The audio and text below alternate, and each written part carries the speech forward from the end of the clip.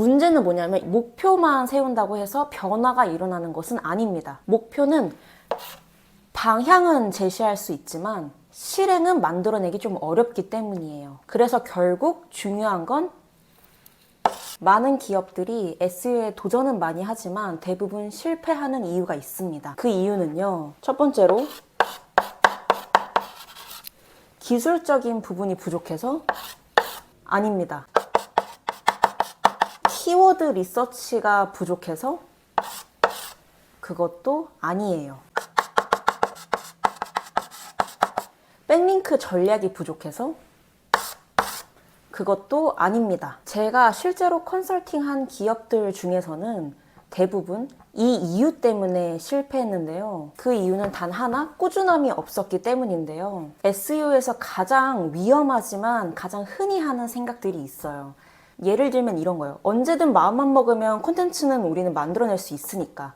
우리는 지금 바쁘니까 우선순위가 이게 아니어서 다음 달부터 시작을 해야지 라는 생각이 사실은 꾸준함을 방해할 뿐더러 궁극적으로 SEO를 시작하게 만드는 가장 어려운 그리고 위험한 생각입니다. 그래서 결국 현실은 글 몇 개 쓰다가 중단을 하거나 3개월 정도 시간이 흐른 다음에 SEO는 결국에 도움이 좀 안 됐네 라고 이제 생각을 하고 포기를 하시거나, 그래서 결국에는 검색을 아무리 해도 경쟁사만 노출되고 우리는 전혀 노출되지 않는다, 요런 게 사실은 가장 흔한 현실이죠. 제가 실제로 여러 기업들하고도 미팅을 하고 상담을 하고 컨설팅을 해보니까 드는 생각이, 대부분 SEO는 해야 하는 거는 아세요. 그건 잘 아시지만 지속하지 못하는 것이 가장 큰 문제더라고요. SEO는 단기전이 아니라 장기적인 전략이어서 체력 안배뿐만 아니라 꾸준함을 지속하는 그 시스템을 만드는 게 가장 우선이라는 점이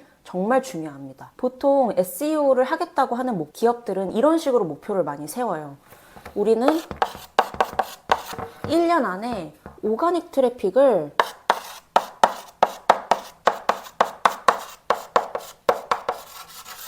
10만 트래픽은 만들겠어 라는 목표를 세워요.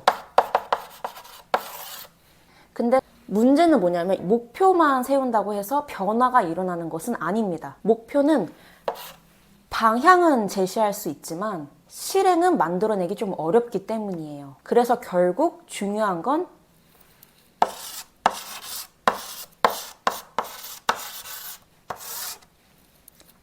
바로 시스템입니다. 책 시스템에서는 이렇게 말을 하곤 합니다. 승리하는 팀과 그렇지 않은 팀의 차이는 목표가 아니라 시스템이다. 실패하는 사람들은 목표만 바라보지만 성공하는 사람들은 시스템을 만든다. SEO도 똑같아요. 목표만 세우고 언젠가 콘텐츠 쌓아야지 라고 생각하는 순간 이미 실패한 거라고 보셔도 됩니다. 다시 한 번 더 말씀드리지만 SEO에서 중요한 건 목표보다도 시스템입니다.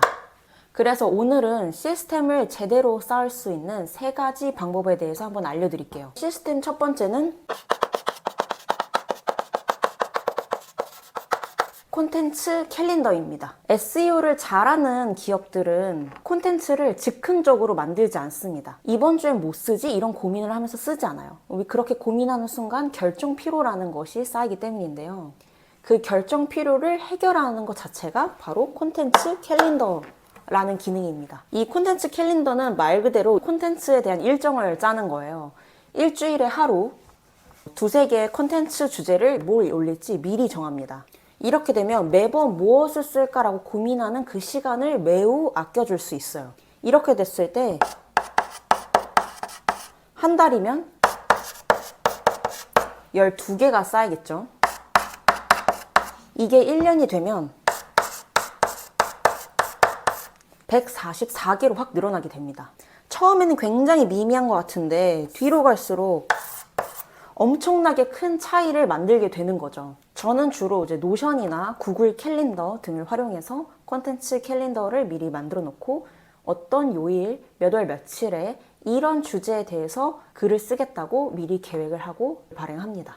이렇게 콘텐츠 캘린더를 만들어 두게 되면 자연스럽게 따라가게 돼요. 예를 들면 이런 식으로 계획하는 거예요. 3월 1일에는 사업자가 알아야 할 절세 꿀팁. 3월 3일에는 소득세 신고 시 자주 하는 실수 3가지. 3월 7일에는 세금 신고 절대 놓치면 안 되는 마감일. 3월 10일에는 부가가치세 환급. 이렇게 하면 가능합니다. 라는 콘텐츠 주제를 다 만들어 놓는 거죠. 이렇게 한 번만 정리해 두면 매주 무엇을 쓸지 고민하는 시간이 아주 획기적으로 사라지게 됩니다. 그리고 시스템 두 번째 방법은요. 바로 글쓰기 템플릿입니다. 이 속도를 높이는 공식이라고 보시면 되는데요. 제가 정말 흔하게 쓰는 공식을 하나 알려드리는 거예요. 처음에는 후킹으로 시작을 하고요. 그 다음에는 공감대를 형성을 하고 신뢰를 구축을 하고 이때는 실사례나 데이터를 활용하는 게 좋습니다.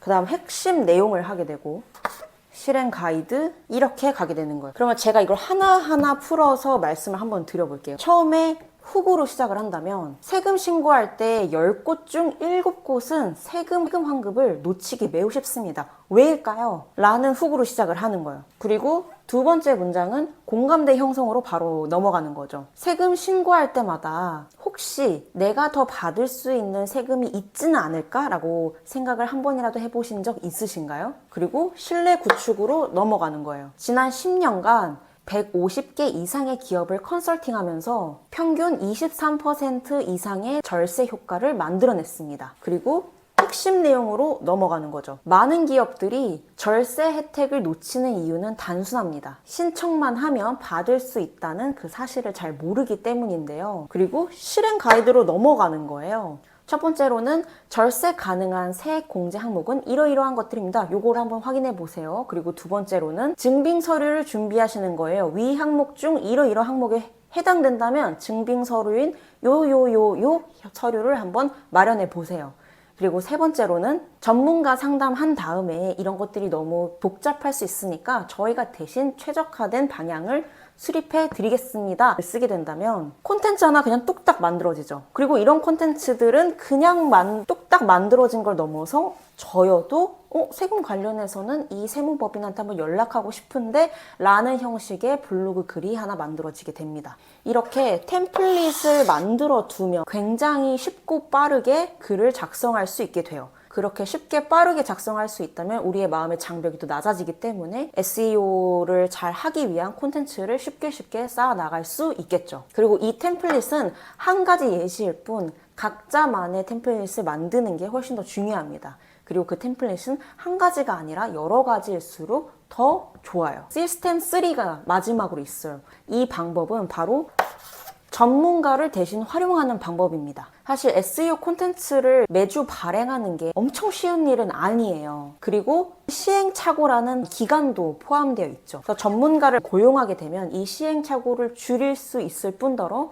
우리는 결과를 좀 더 가속화할 수 있는 큰 효과를 누릴 수 있습니다. 마치 헬스장에서 PT 받는 거랑 굉장히 유사한 거라고 보시면 돼요. 우리는 모두 혼자서 다이어트를 하거나 몸을 어느 정도까지는 만들 수 있어요. 만약에 살을 뺀다고 가정하면 적게 먹고 많이 운동하면 살이 빠진다는 건 당연한 사실이니까요. 근데 그 당연한 게 너무너무 실행하기가 어려워요. 그래서 우리는 전문 트레이너와 함께 올바른 운동법을 배워서 우리가 다치지 않게 하고 올바른 식습관을 잡아서 효율적으로 살을 뺄 수 있게 건강하게 살을 뺄 수 있게 하고 궁극적으로는 진짜로 살을 빼게 만들어 준다는 거죠. 그리고 내 몸 상태에 따라서 최적화된 목표와 방법을 찾아낼 수 있다는 것도 굉장히 큰 장점입니다. 또 일단 돈을 쓰니까 오늘은 무조건 운동을 가야 한다라는 좀 책임감이 생기는 것도 전문가 아웃소싱의 가장 큰 장점이죠. SEO도 마찬가지입니다. 혼자 모든 것을 하시려다가 중간에 포기하고 시간을 기회비용으로 날리는 것보다 꾸준히 지속할 수 있는 환경을 만들어 두는 게 훨씬 더 이익입니다. 그리고 SEO를 정말 잘하는 기업들은 1년이 아니라 정말 몇 년 동안 꾸준히 그 시스템을 지속을 하면서 오가닉 트래픽을 아주 맛있게 리드를 하고 있음을 꼭 아셔야 돼요. 그리고 경쟁사가 먼저 선점하기 전에 우리가 선점하는 게 훨씬 더 쉬운 방법이라는 거예요. 그리고 경쟁사가 먼저 선점했다 하더라도 지금 출발해도 늦지 않았습니다. 특히 구글 SEO는 그러해요.